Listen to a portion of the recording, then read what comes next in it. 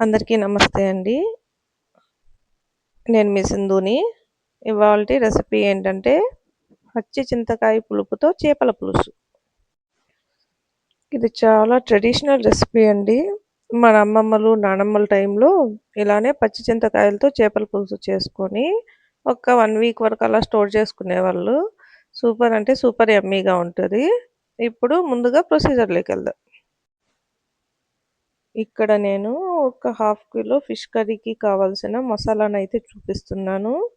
ఇందుకోసం ముందుగా ఒక పాన్ తీసుకొని అందులో ఒక హాఫ్ స్పూను జీలకర్ర, ఒక 10-15 మెంతులు వేసి బాగా ఫ్రై చేసుకోవాలండి. ఇలా ఫ్రై చేసి పెట్టుకున్న మెంతులు, జీలకర్రను ఒక మిక్సీ జార్‌లో వేసుకోవాలి. నెక్స్ట్ అందులోనే ఒక 10-15 వెల్లుల్లి రెబ్బలు, ఒక పెద్ద సైజ్ ఆనియన్, ఒక టమాటో వేసుకొని ఇక్కడ నేను చూపించిన విధంగా మంచిగా గ్రైండ్ చేసి పెట్టుకుందామండి. నెక్స్ట్ స్టవ్ ఆన్ చేసుకొని కడాయి పెట్టుకోవాలి. అందులో కర్రీకి సరిపడా ఆయిల్ వేసుకుందామండి. ఆయిల్ కొద్దిగా వేడైన తర్వాత మనం ముందుగా పేస్ట్ చేసి పెట్టుకున్నటువంటి మసాలాని వేసుకుందాము. ఇలా ఇక్కడ నేను చూపించిన విధంగా స్లోగా కుక్ చేసుకుందామండి.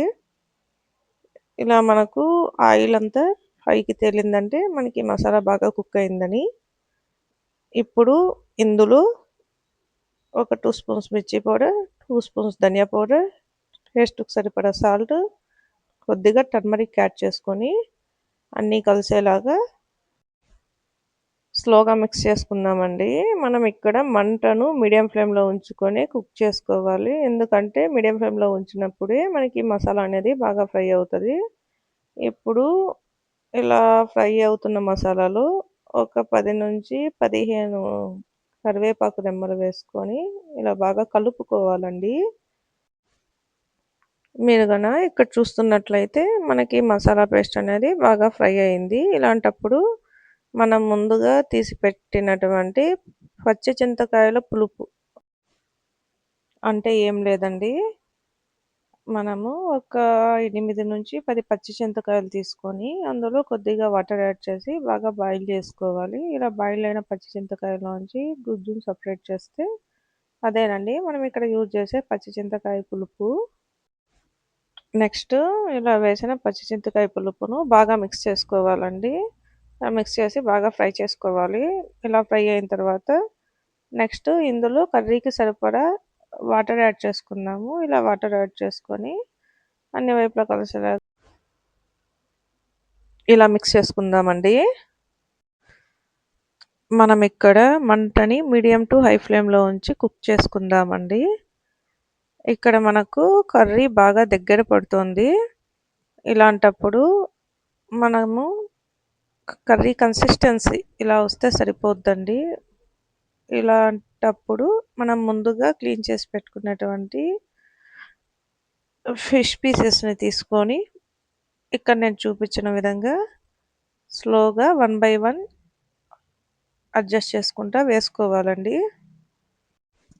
ఇలా అన్ని ముక్కలను వేసుకొని ఇక్కడ నేను చూపించిన విధంగా ఇలా స్లోగా చేతులతో అడ్జస్ట్ చేసుకుంటే సరిపోద్దండి.